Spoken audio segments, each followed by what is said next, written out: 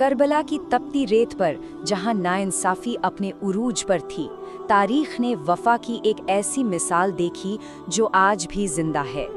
ایک نام جو ہمت اور قربانی کا دوسرا نام بن گیا، حضرت عباس ابن علی۔ آئیے ہم سب مل کر ان کی اس امر داستان کو سمجھتے ہیں۔ سوچئے ذرا اس بات کی گہرائی کو۔ یہ صرف ایک جملہ نہیں ہے، اس کا مطلب ہے کہ حضرت عباس کا کردار اتنا بلند تھا کہ وہ خود وفاداری یعنی لویلٹی کا معیار بن گئے۔ جب بھی وفا کو پرکھنا ہو تو پیمانہ عباس کا ہوتا ہے۔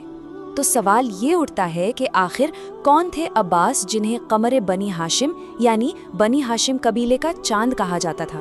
چلیے اس عظیم شخصیت کو تھوڑا اور قریب سے جانتے ہیں، جن کی شان کی روشنی آج بھی دنیا کو منور کر رہی ہے۔ دیکھیے، حضرت عباس صرف امام حسین کے سوتیلے بھائی نہیں تھے، وہ کربلا میں ان کی فوج کی ریڑھ کی ہڈی تھے۔ اسلام کا پرچم انہی کے ہاتھوں میں تھا، اور ان کی موجودگی، بس ان کی موجودگی ہی امام کے خیمے کے لیے امید اور طاقت کا سب سے بڑا ذریعہ تھی۔ ان کا کردار اتنا شاندار تھا کہ لوگوں نے انہیں کئی نام دیے۔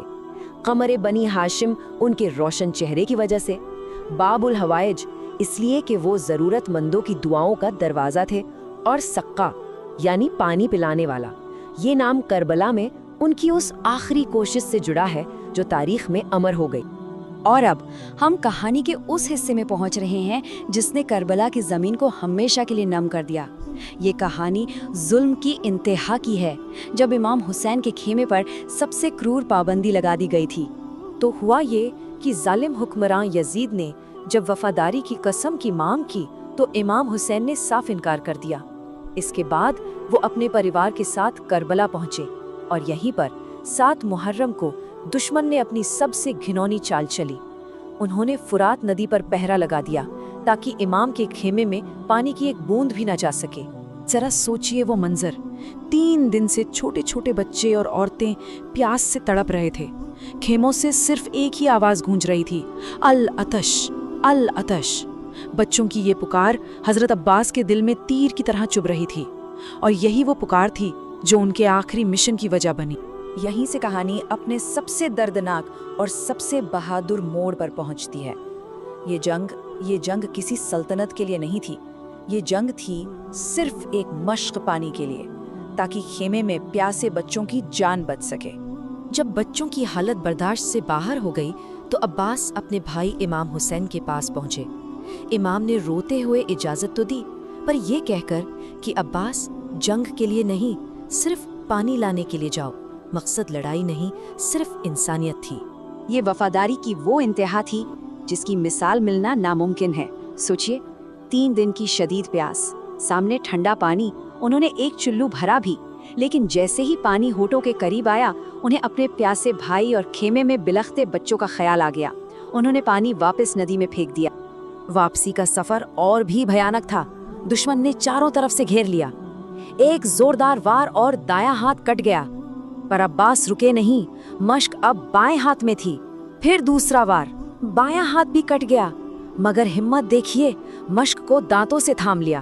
اور پھر ایک تیر، وہ تیر مشق میں لگا، اور سارا پانی، ساری امید کربلا کی گرم ریت میں جذب ہو گئی۔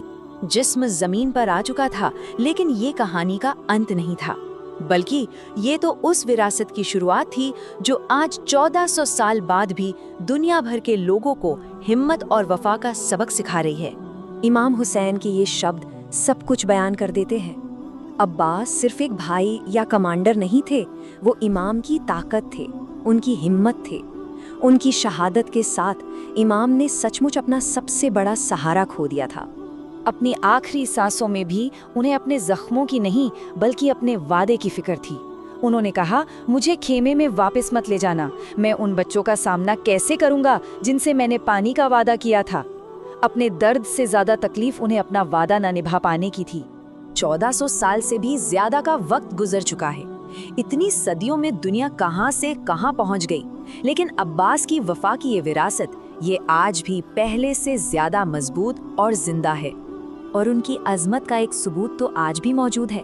کہتے ہیں کہ وہی فرات ندی جو اس دن عباس تک نہیں پہنچی، اس نے بعد میں اپنا راستہ بدل لیا۔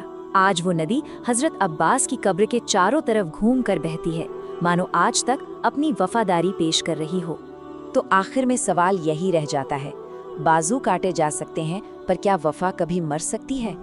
हजरत अब्बास की कहानी इसका जवाब है। जिस्म खत्म हो सकता है लेकिन किरदार, उसूल और वफा की विरासत हमेशा जिंदा रहती है। ये दास्तान हमें बताती है कि सच्ची ताकत हाथों में नहीं, इरादों में होती है।